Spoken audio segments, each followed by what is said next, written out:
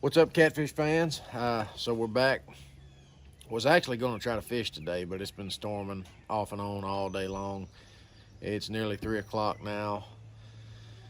By the time I went and gassed the boat up, got to the river, I'm really not set up good for night fishing. Plus, it's supposed to start storming again about 8.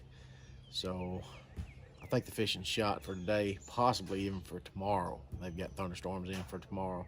And it's really been hugging that river. It's just staying right on the river. So it's gonna make it tough.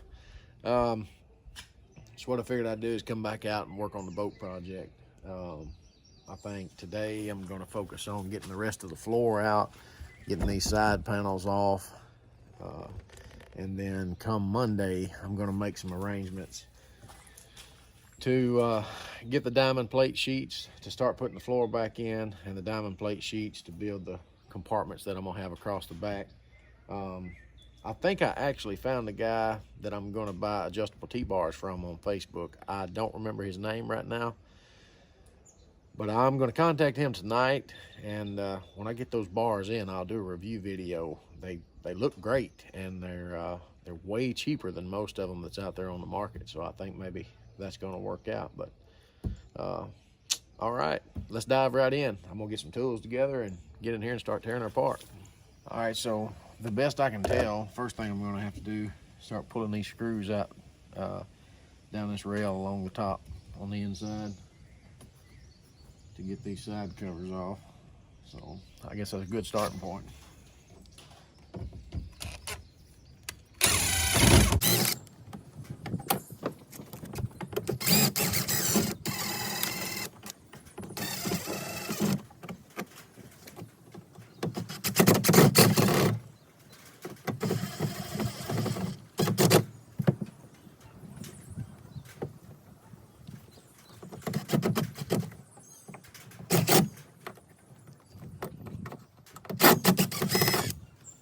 Easier said than done, it seems.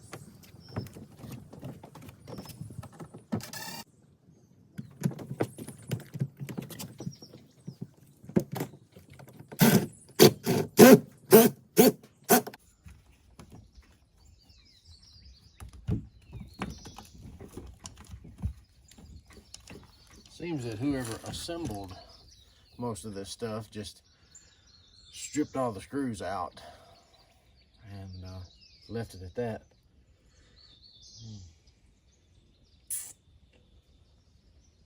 We may have to get more aggressive.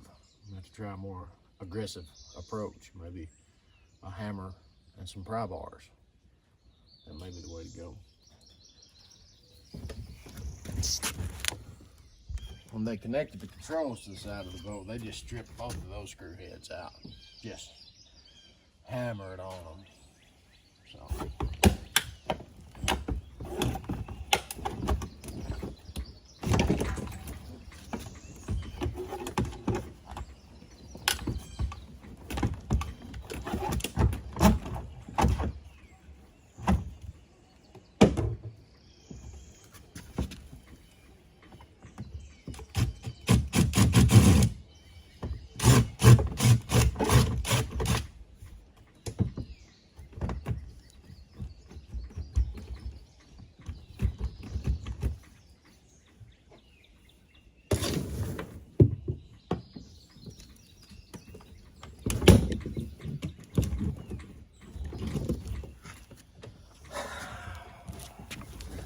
For the sake of you and getting some views, y'all not tuning out, I'm gonna skip the boring part. I'll get these out, we'll be right back.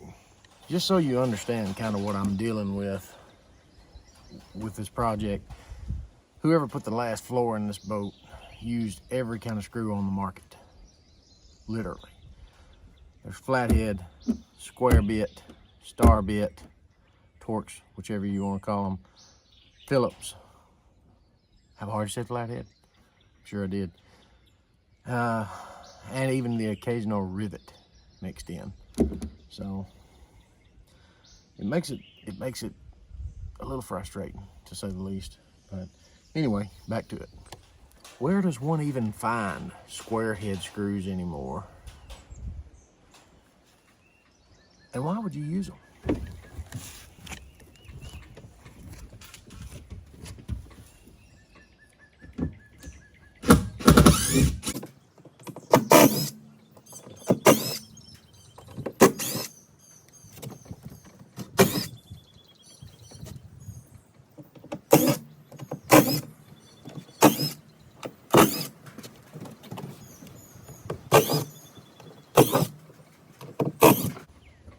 9,996.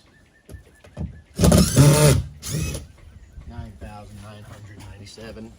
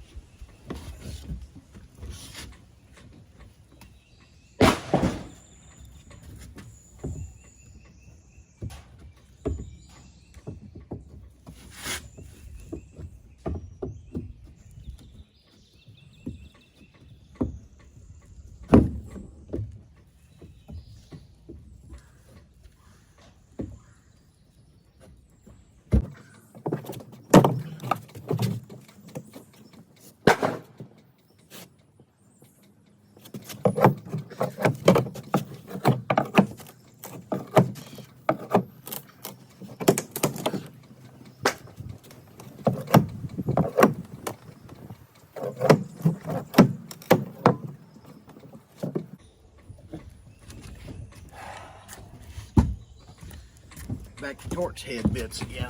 So, or Torx head screws. So back to a Torx head bit, get those knocked out.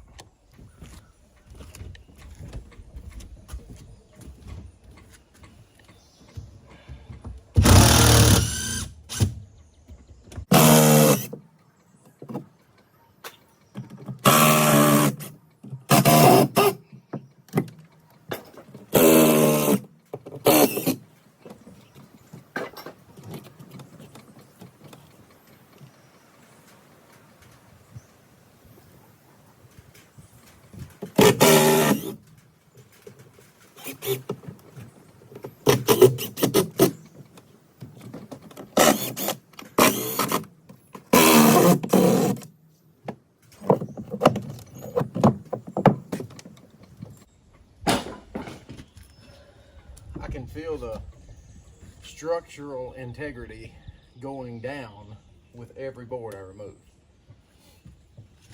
You're going to want to stay tuned because at any minute I may break an ankle when I go through this old floor. So, be something interesting anyway.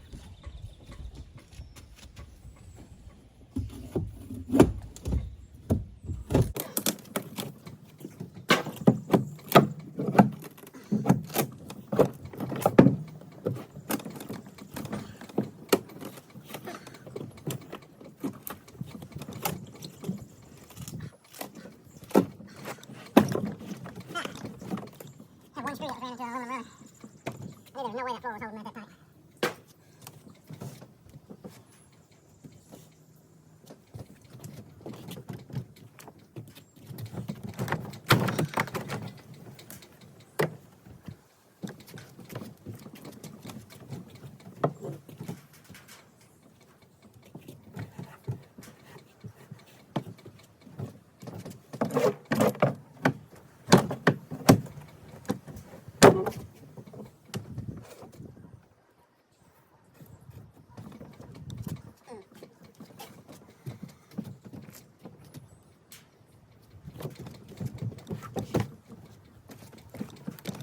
I'm gonna gather some more tools. I'll be right back. How would you like to be having a leisurely day out on the water? And boom, wake these babies up from their little siesta. Looks like there were several of these in here too. That'd be a bad trip. So you out on the Mississippi River, out in the middle, nowhere near land. About 3,000 red wasps just start swarming. Especially with that old cab that they had on here. They just got up in there with you and just done unspeakable things. Woo. Well, as you can see, the fuel tank is removed there. And it's surprisingly in good shape. The only thing I see, if I go back to using that fuel tank, it's going to have to be like it was in the beginning, where, as you probably seen in the previous videos and earlier in this video, that floor was raised back there about 3 inches above the rest of the floor. So that's going to be something else to think about and figure out. If you have any ideas about mounting that fuel tank, maybe somewhere other than underneath the floor, drop them in the comments. I'm going to make some aluminum compartments back there, but they're going to be for batteries and bilge pumps and that sort of thing. So I might just make a bigger compartment and put the fuel tank in it. We'll see. That is mold. Hey, moldy, moldy, moldy, moldy, moldy, moldy. I got soaked, but I am making progress.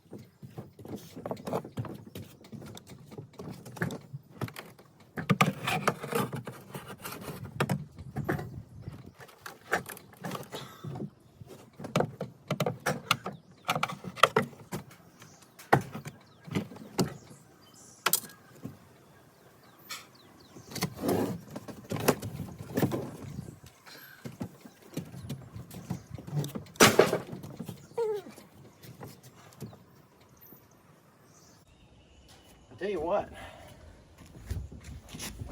the more I take out of this boat, the bigger it's getting and the more excited I am about it. I wanted plenty of room and I'm gonna have it.